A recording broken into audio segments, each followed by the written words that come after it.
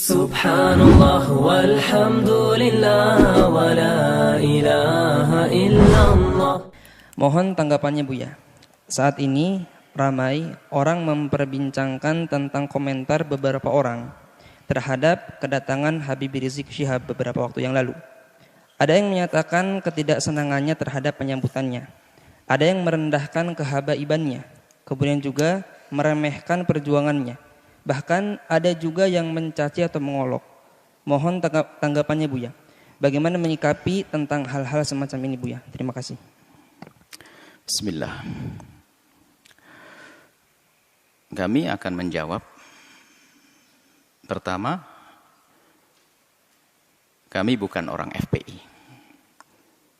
Harus tahu itu. Saya bukan anggota FPI.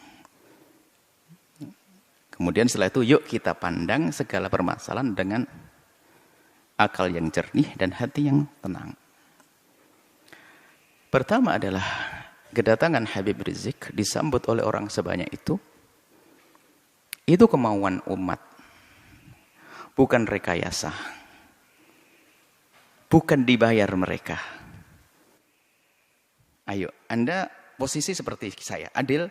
Anda tidak di FPI dan tidak jadi musuh FPI. Anda berada di tengah-tengah, ayo. Kedatangan mereka umat segitu banyak bukan direkayasa. Bukan, kalau rekayasa mau dibayar biar datang, enggak ada. Bahkan ini masa pandemi, semua orang meninggalkan kerjaannya dengan sukarela. Maka yang harus kita pahami, ada apa di balik ini semuanya. Kerinduan kepada apa sih mereka kok sampai seperti itu? Kita jujur. Enggak perlu kita marah-marah ini. Kadang-kadang dimarahkan Habib Rizik. Habib Rizik ingin datang ke negerinya, ingin berjuang, ingin berdakwah. Bukan direkayasa kedatangan mereka itu semua. Nah ini yang pertama yang harus kita pahami. Supaya kita tidak suudon. Enggak ada rekayasa. Bahkan yang datang itu orang rela berkorban. Kemudian kedatangan beliau adalah apa tadi, membuat kerusakan, keramaian dan sebagainya. Mari kita pandang dengan jujur juga.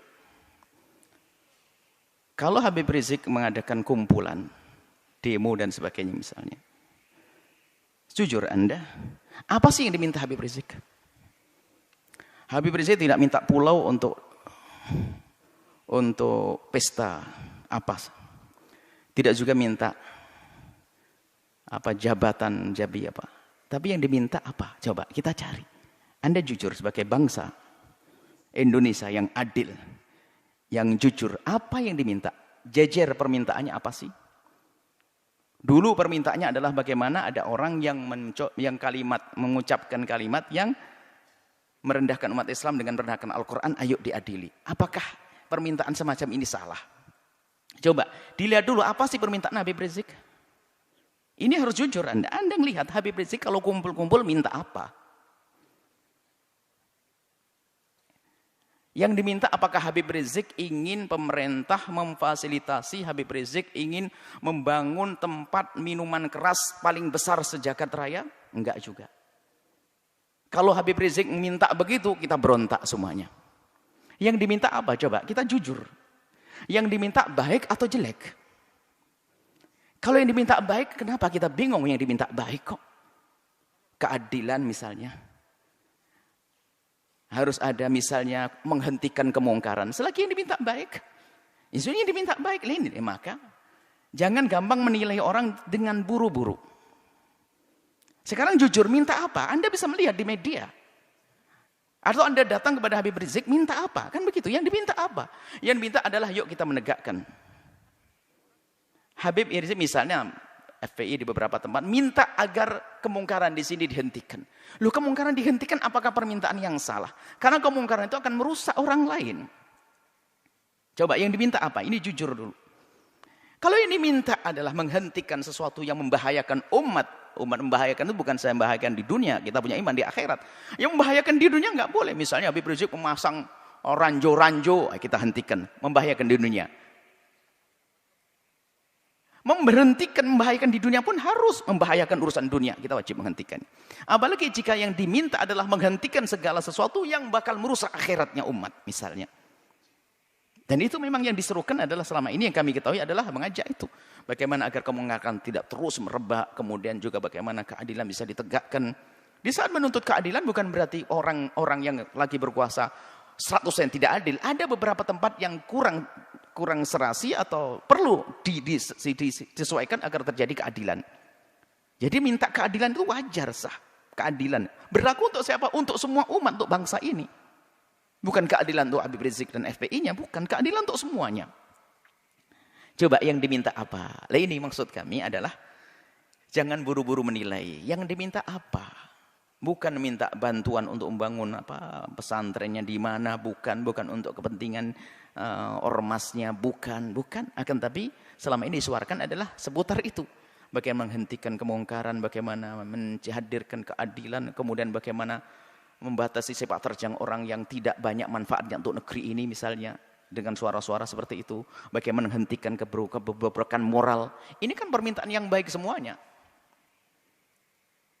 Kalau seandainya menyuarakan selain Habib Rizik bagaimana? Kalau Anda mau, kenapa di saat disuarakan Habib Rizik tidak mau? Jujur ini. Ini harus perlu kejujuran ini. Kita menilai dari luar seperti ini. Selagi keinginannya baik, maka adalah permintaan itu yang harus kita jadikan sandaran kita untuk menilai. Kemudian selanjutnya kepada Bapak Presiden atau siapapun yang akan menjadi presiden. Ini adalah risalah cinta kami kepada Pak Presiden. Ya kalau mendengar alhamdulillah, kalau tidak mendengar Allah perdengarkan ke hati, biarpun telinganya tidak mendengar. Atau calon presiden, ketahuilah bahwa jabatan kepresidenan itu sangat terbatas. Apa artinya 1 kali naik, 2 kali naik, ujung-ujungnya adalah kesengsaraan yang panjang di akhirat nanti. Maka mumpung Allah beri kesempatan untuk naik surga tertinggi, maka hendaknya Pak Presiden atau para calon presiden itu, apalagi yang mereka adalah benar-benar ahli la ilaha illallah, termasuk Pak Presiden kami yakin ahli la ilaha illallah, orang beriman. Perhatikan keimanan tersebut. Jadikan jabatan presiden ini adalah untuk selamat di akhirat.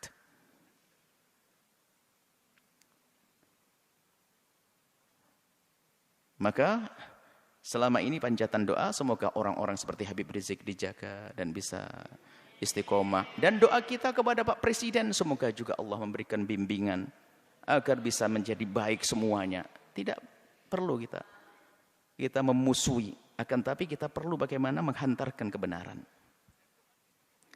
Kita tidak punya permusuhan dengan Bapak Presiden. Akan tapi kami punya cinta karena kami tahu beliaunya adalah ahli la ilaha illallah. Kami ingin bahasanya kelak juga selamat di akhirat. Maka mohon, atau calon-calon presiden yang akan datang. Ingat, jadi presiden adalah berbatas waktunya.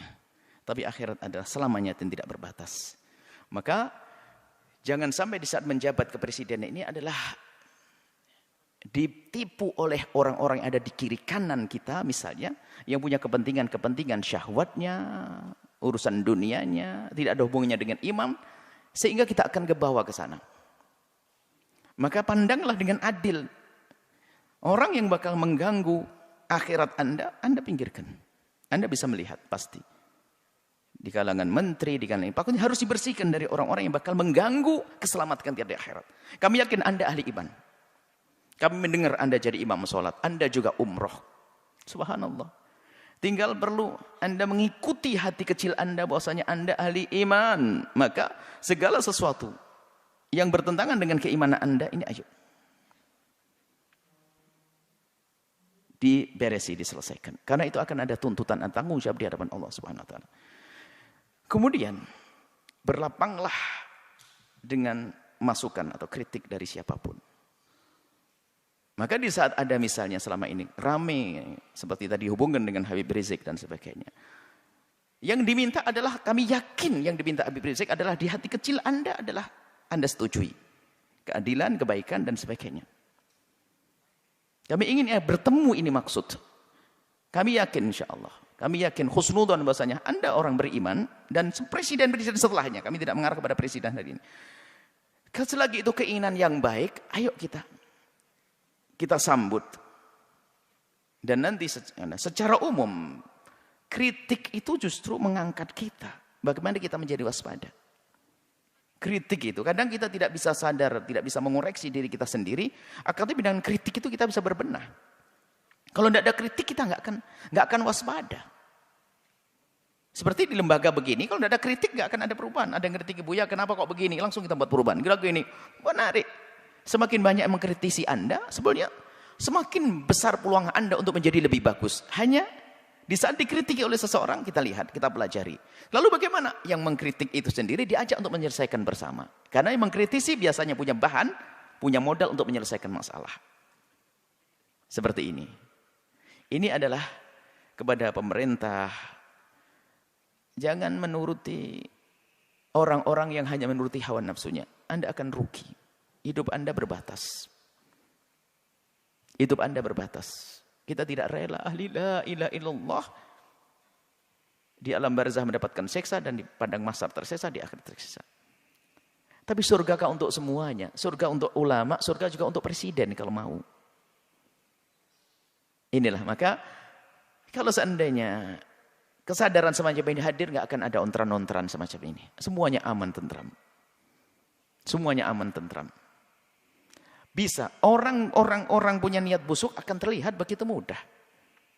Apalagi sekelas presiden, sekelas pemimpin. Itu sangat mudah. Orang ini niatnya hanya kepentingan urusan ini. Kebaca. Artinya tinggal. Kalau memang tujuannya nggak benar, merusak negeri ini, merusak bangsa ini, amanah di hadapan Allah. Ya jangan diperkenankan orang semacam itu. Begitu. Jujur, bukan karena hawa nafsu, bukan hanya mempertahankan kekuasaan. Biarpun kita pertahankan akan berakhir ini kekuasaan. Kalau tidak kita pertahankan dengan cara yang benar. Tapi harapan kami adalah yang menjabat di negeri ini, presidennya adalah dengan Allah, dengan imannya, lalu selamat nanti di akhirat. Maka demo-demo yang selama ini Anda dengar, Anda perhatikan, Anda sambut. Sebagai seorang bapak ngayomi anak, sebagai seorang presiden, apa sih yang kamu? Ayo diskusi yang baik. Seperti itu. Jadi selagi itu yang diminta hal yang baik, jangan ditolak. Kecuali dia minta jelek, minta membuat, mestinya ya harus ditolak itu. Perusahaan yang haram, perusahaan merusak, perusahaan ini, perkumpulan merusak. Ini yang harus kita tolak. Tapi kalau orang berkumpul datang kepada Anda, menyuruh, mengajak kepada kebaikan, hendaknya Anda bertanya, karena itu sebetulnya mereka menghantarkan surga untuk Anda. Seperti itu.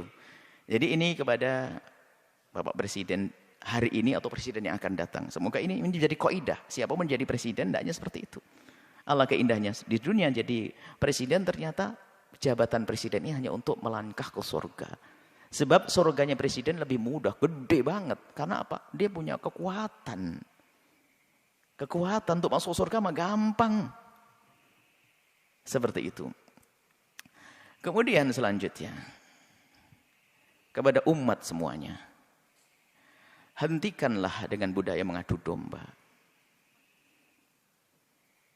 Habaib diadu domba dengan habaib, habaib dengan ulama, ormas dengan ormas. Hati-hati, ada Allah. Jika Anda menyebarkan sebuah berita tapi niatnya jelek, ada hitungannya di hadapan Allah. Allah akan porak-porandakan di dalam diri kita sendiri. Kita tidak bisa ngancam dengan senjata. Kami hanya mengingatkan ada Allah. Kita tidak mengancam dengan apapun. Allah. Jangan mengadu domba antara habaib dengan habaib. Ulama-ulama. Kalau mengambil berita, sekiranya kalau itu maslahat Anda sebarkan. Tidak memotong omongan orang untuk diadu. Masya Allah. Khususnya para habaib adalah dzurriyyah Nabi SAW yang kita harus mencintai mereka. Apalagi menyebarkan berita-berita. Maka kepada umat semuanya, ayo, ada hitungannya. Yang biasa mengadu domba, maka ketahuilah di dalam rumahnya pun pasti tidak semesra. Ingat, yang biasa menyebar berita-berita enggak karuan itu sebetulnya di rumahnya pun tidak mesra dia. Tidak akan indah di rumahnya. Dengan saudaranya mungkin rebutan waris dengan ini. Lihat, yang biasa menyebarkan fitnah begitu tuh. Yang suka nyebar fitnah-fitnah, memfitnah para habaib, memfitnah para ulama itu, kalau dilacak dalam rumahnya enggak ada mesra. Itu enggak tegur sapa sama saudaranya berbulan-bulan, bertahun-tahun mereka. Mungkin tidak akur dengan bapaknya juga. Kenapa? Hati yang kotor itu. Lihat. Menfitnah habaib. Menfitnah umat Nabi Muhammad, ngadu domba umat Nabi Muhammad saja nggak boleh, apalagi ini dzurriyyahnya Nabi Muhammad sallallahu alaihi wasallam. Kemudian ada karena marah dengan seperti Habib Rizik, marah dengan seperti ini, lalu sampai mengarah kepada perendahan kepada nasab, innalillah. Sampai ada yang mengatakan katanya, apa betul itu turun Nabi? Ayo dites DNA. Astagfirullah, innalillah. Menafikan, menolak nasab yang sudah jelas semacam itu, maka itu seperti mengqadhaf, menuduh orang melakukan zina. Dosa besar. Kalau sudah jelas itu nasab, sudah kita akui. Jangan mengatakan DNA-nya ini. Ada apa? Kalau kita bukan habaib, mestinya kita mencintai, bukan mengendengki dan ngiri. Enggak ada artinya. Ngiri tambah jauh. Kalau kita mencintai, kita bisa sambung. Beliau menjadi habaib juga dipilih oleh Allah. Bukan permintaannya. Maka kita yang mandang harus mandang dengan hormat. Adapun masalah jika ada yang kurang tepat di antara habaib salah, ya kita kewajiban menegur. Seperti kita menegur anak kita. Seperti di pondok kita ini banyak habaib, anak-anak habaib. Yang salah ya kita tegur. Tentunya dengan kasih dan cinta. Tapi kalau sudah mengarah kepada penolakan nasab, ini sudah ada kebenci dan ngiri. Ini adalah bahaya sekali. Hati-hati ini. Kemudian juga kepada pengikut-pengikut FPI. Jangan sampai Anda menodai Habib Rizik.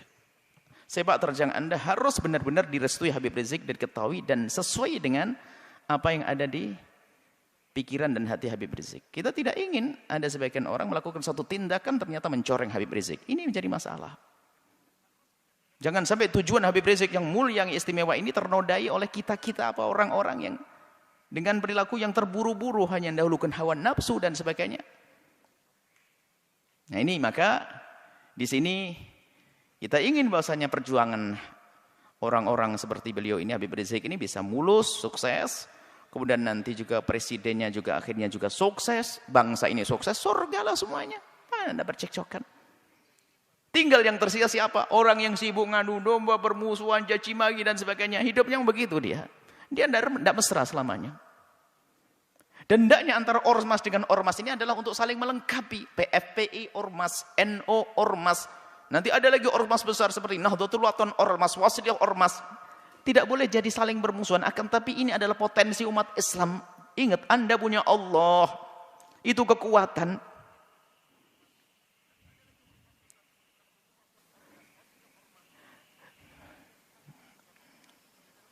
Semoga Allah menjadikan kita juru damai di negeri ini. Yang berjuang semoga diberi keikhlasan. Yang punya kebencian dengan pejuang-pejuang semoga diberi kesadaran dan diampuni oleh Allah.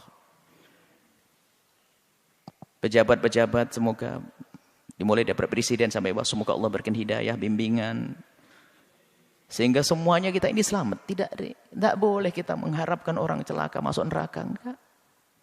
Kita harus merindukan mereka. Nah, kalau semuanya atas dasar ini semuanya, kesadaran rindu kepada Allah, menganggap kebenaran sebagai kebenaran, maka semuanya akan beres. Yang menjadi masalah adalah kita dikuasai hawa nafsu. Kita tahu itu kebenaran hanya karena bertentangan dengan kepentingan pribadi saya, maka saya tolak. Enggak. Muncul kebencian-kebencian dengan para ulama, kebencian kepada para habaib, na'udzubillah. Adapun orang yang membenci Islam itu memang selalu ingin merusak Islam, itu urusan mereka dengan Allah, ada hukumannya nanti di akhirat. Jadi maksud kami mulai dari berbicara tentang Habib Rizik sampai terakhir pengikut Habib Rizik, dan juga di dalamnya ada presiden, di dalamnya ada orang yang mempertanyakan nasab. Ayo, yang salah dalam rentetan cerita ini, ayo kita sadar diri. Kita ingin tentram damai. Tentram damai, jangan ada permusuhan, ya. Kita dengar kalau itu kebenaran sebagai kebenaran. Jangan sampai kita ini adalah mendahulukan hawa nafsu kita. Ingat nasihat mulia dari guru mulia, kalau ingin berbicara, kalau ingin melangkah, kalau ingin berfatwa, kalau ingin mengeluarkan sebuah statement atau apapun, ukhruj min hadzi nafsik, keluarkan dari kepentingan hawa nafsumu. Hawa nafsu jabatan, hawa nafsu tahta, Hawa nafsu, hawa nafsu. Kalau kita bebaskan itu, maka kita bisa ngomong jujur dan adil nanti insya Allah. Dan tentunya setelah itu minta bimbingan kepada Allah Subhanahu wa taala dan kepada semuanya. Kami mulai dari Habibana Rizik sampai kepada pengikut-pengikut beliau, Pak Presiden dan sebagainya. Kami mohon maaf sebanyak-banyaknya jika kami ngomong di apa yang kami sampaikan ada menyinggung perasaan nyakit hati. Ketahuilah bahwasanya nuhibbukum jami'an, kami mencintai semuanya. Harapan kami adalah setiap kami bertemu dengan semuanya ini adalah semuanya saling senyum, saling pandang dengan penuh kasih sebagai muqaddimah pandangan kelak di surga bersama Nabi Muhammad SAW. Tegakkan kebenaran, keadilan, hentikan kemungkaran. Yuk kita menuju Allah Subhanahu wa taala. Wallahu a'lam bissawab.